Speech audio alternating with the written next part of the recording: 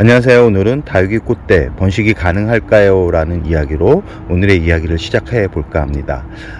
봄이 참 빠르게 지나가고 있는 것 같은데요. 봄이 온 것 같지만 이렇게 있다 보면 한 4월 중순 정도 되면 또 아주 더위가 기승을 할 것 같다라는 생각을 해봅니다.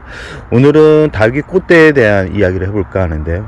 지금 전체적으로 꽃대가 올라오는 양이 아주 많아지고 있습니다. 특히 라울부터 시작해서 이 매우개창 같은 경우는 꽃대가 너무 많이 나와서 좀 걱정이 되는 부분도 있고, 이렇게 국민이 같은 경우도 이렇게 꽃대가 얼굴 하나에 막 2개씩 나오기도 합니다.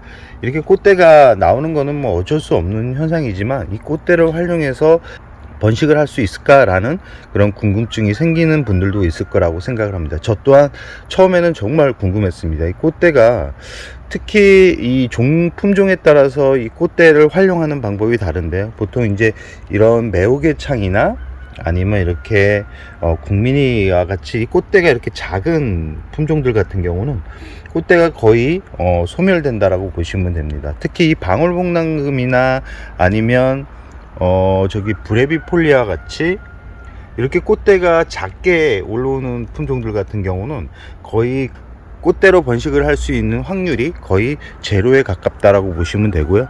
꽃대를 그나마 활용할 수 있는 그런 다육이들 같은 경우는 이 라울 같은 경우도 약간 꽃대로 활용할 수 있지만 거의 대부분 한 70% 이상은 꽃대가 다시 나올 가능성이 아주 높습니다. 그리고 저 뒤에 있는 둥근 비치 후리대 같은 이런 프릴성 그런 꽃대 같은 경우는 이 줄기 자체가 두껍게 올라오기 때문에 이 가능성이 조금은 있습니다.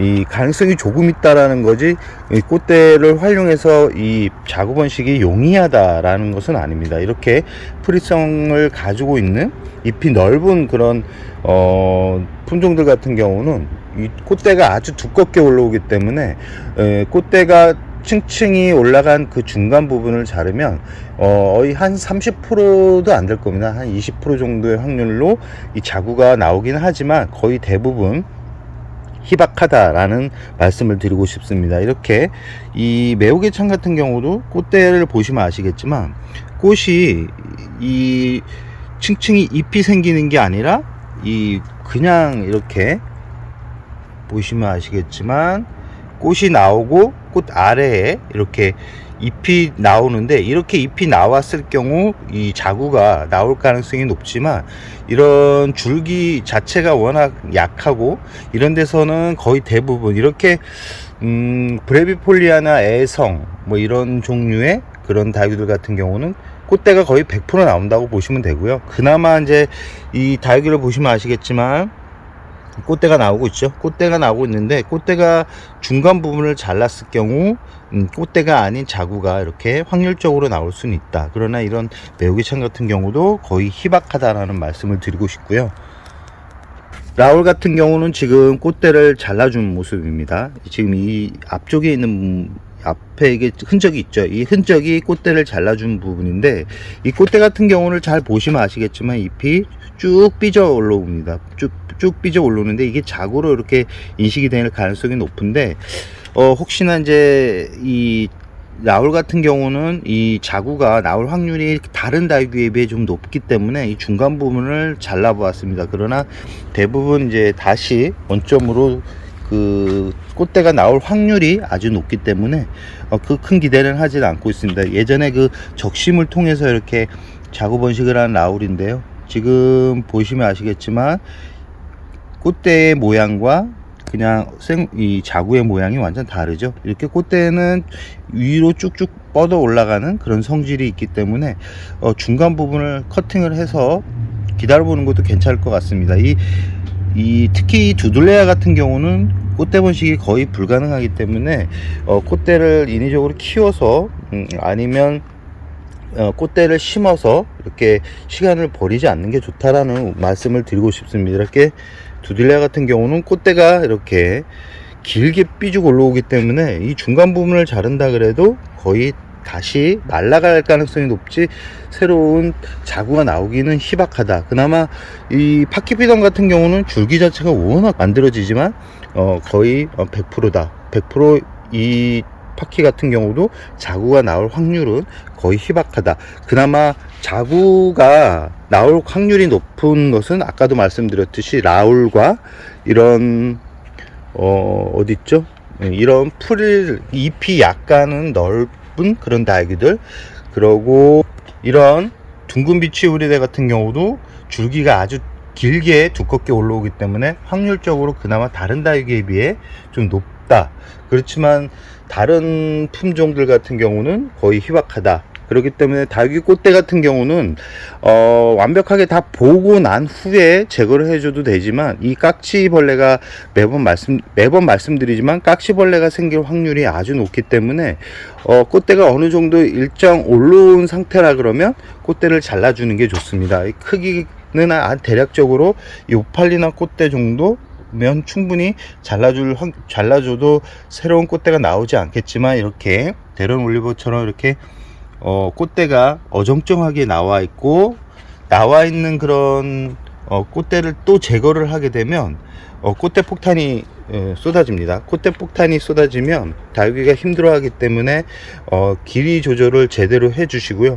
꽃대를 끝까지 보겠다는 분들은 이 꽃대 안쪽이나 줄기 부분을 잘 확인하셔야 됩니다. 그렇지 않고 그대로 방치하게 되면 깍지벌레가 생겨서, 깍지벌레가 한번 생기면 이 약의 종류가 많지만 이 한 번에 이렇게 제거를 하기가 쉽지 않습니다. 제거를 하기 쉽지 않기 때문에 깍지벌레가 생기지 않는 선에서 꽃을 감상하는 게 좋다라는 말씀을 드리고 싶고요. 이 꽃대를 제거하고 나서 중요한 부분이 뭐냐면, 꽃대가 이렇게 말라갈 때까지 물이 묻지 않는 게 좋다라는 말씀을 드리고 싶습니다. 물이 인위적으로 묻게 되면 그쪽으로 어떤 확률적으로 한 10%도 안 되는 확률이지만 잘못될 가능성도 있기 때문에 웬만하면 꽃대가 마른 상태에서 이 물을 위쪽으로 관수를 해 주시고요. 꽃대를 잘라줄 때는 한 이 정도 길이는 두고 자르셔야 됩니다. 그 이유는 뭐냐면, 꽃대가 마르면 나뭇잎처럼 이렇게 단단해지거든요. 단단해지면 이 몸체를 잡고 쏙 빼면 이게 잘 뽑아집니다. 뽑아지지만 그대로 두면 그 잎이 수분과 결합해서 곰팡이가 생기기 때문에 이 뽑아주는 게 좋습니다. 특히 이 매창 같은 경우는 줄기를 뽑아주는 게 좋고요. 그대로 두면 지저분한 것도 있고 바이러스성 질병들이 침투할 수도 있기 때문에 꼭 이 꽃대는 아까도 보여드렸듯이 대략 한 4, 5cm는 남겨두고 잘라라. 너무 바짝 잘라주면 나중에 뽑기도 힘듭니다. 그 부분은 꼭 기억해 두시고요. 꽃대를 오랫동안 보는 것도 좋지만 웬만하면 꽃대를 잘라주고요. 꽃대 번식을 통해서 이렇게 자구 번식을 하려는 분들이 있는데, 솔직하게 말해서 꽃대로 번식을 할 확률은 거의 희박하다. 다시 꽃대가 나올 확률이 높고요. 아까 말씀드렸듯이 새 종류 라울이나 아니면 풀일성 품종들, 그리고 두들레아 같은 경우는 거의 한 90% 이상이 불가능하다. 거의 불가능하다고 보시면 됩니다. 백봉 같은 경우도 자구 번식을 그나마 할 수 있는 몇 안 되는 품종이라는 말씀을 드리고 싶습니다. 오늘은 꽃대를 통해서 자구 번식이 가능할까라는 궁금증에 대해서 이야기해 보았는데요. 이 꽃대를 통해서 자구 번식을 한다 그래도 키우는 기간이 아주 오래 걸리기 때문에 그냥 하원에 가서 2,000원짜리 3,000원짜리 하나 구입해서 키우는 게 어떻게 보면 더 효율적이다라는 말씀을 드리고 싶습니다.